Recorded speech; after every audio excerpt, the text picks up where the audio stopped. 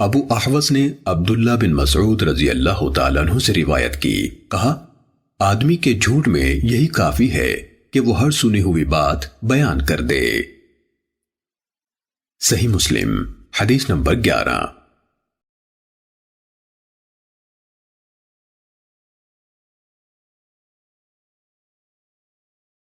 محمد بن مسنہ نے کہا میں نے عبد الرحمن بن مہدی سے سنا، کہہ رہے تھے آدمی اس وقت تک امام نہیں بن سکتا کہ لوگ اس کی اقتداء کریں یہاں تک کہ وہ سنی سنائی باتوں کو بیان کرنے سے باز آ جائے۔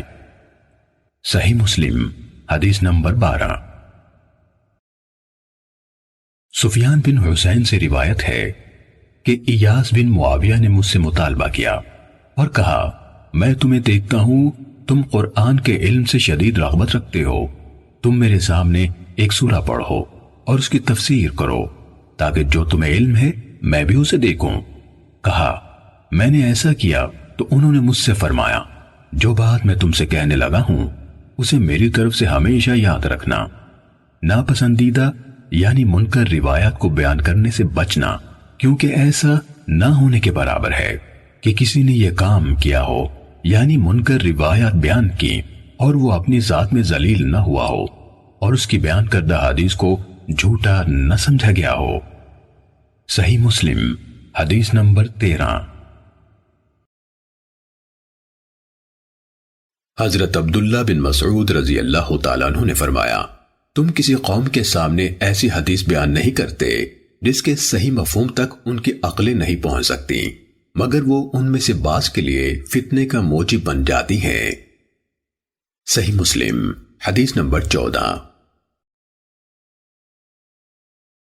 ابو حانی نے ابو عثمان مسلم بن یسار سے، انہوں نے ابو ہریرہ رضی اللہ تعالیٰ عنہ سے، انہوں نے رسول اللہ صلی اللہ علیہ وسلم سے روایت کی کہ آپ نے فرمایا میری امت کے آخری زمانے میں ایسے لوگ ہوں گے جو تمہارے سامنے ایسی حدیثیں بیان کریں گے جو تم نے سنی ہوں گی نہ تمہارے آبا نے، تم اس قماش کے لوگوں سے دور رہنا۔ صحیح مسلم حدیث نمبر 15۔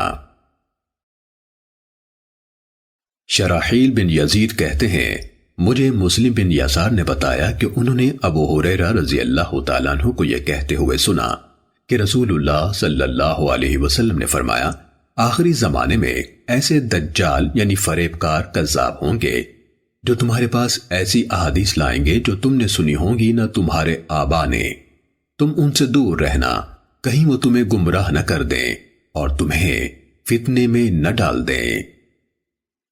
صحیح مسلم حدیث نمبر 16۔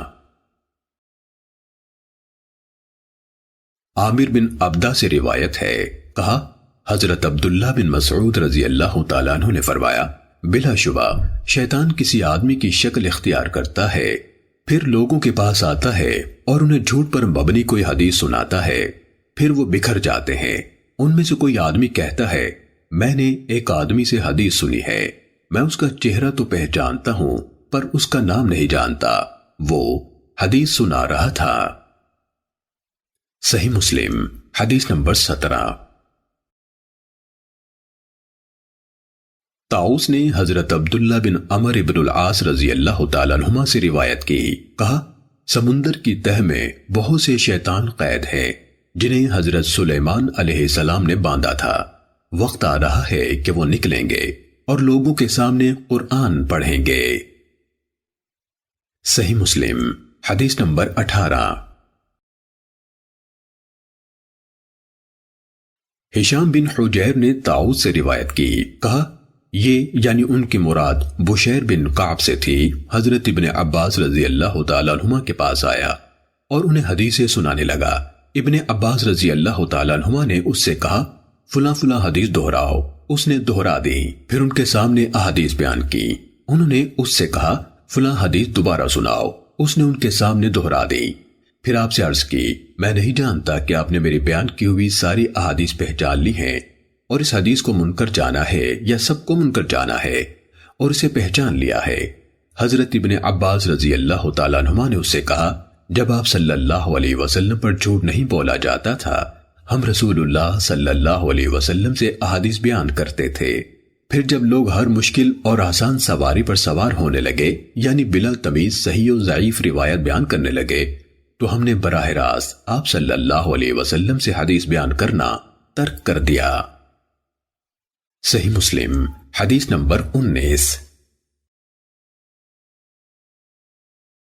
محمد بن رافع، عبد الرزاق ابن طاؤس کے بیٹے نے اپنے والد طاؤس سے، انہوں نے حضرت ابن عباس رضی اللہ عنہما سے روایت کی، انہوں نے کہا ہم رسول اللہ صلی اللہ علیہ وآلہ وسلم کی احادیث حفظ کرتے تھے اور رسول اللہ صلی اللہ علیہ وآلہ وسلم سے مروی حدیث کی حفاظت کی جاتی تھی، مگر جب سے تم لوگوں نے بغیر تمیز کے ہر مشکل اور آسان پر سواری شروع کر دی تو یہ معاملہ دور ہو گیا، یعنی یہ بعید ہو گیا کہ ہماری طرح کے محتاط لوگ اس طرح بیان کردہ احادیث کو قبول کریں پھر یاد رکھیں۔ صحیح مسلم حدیث نمبر 20۔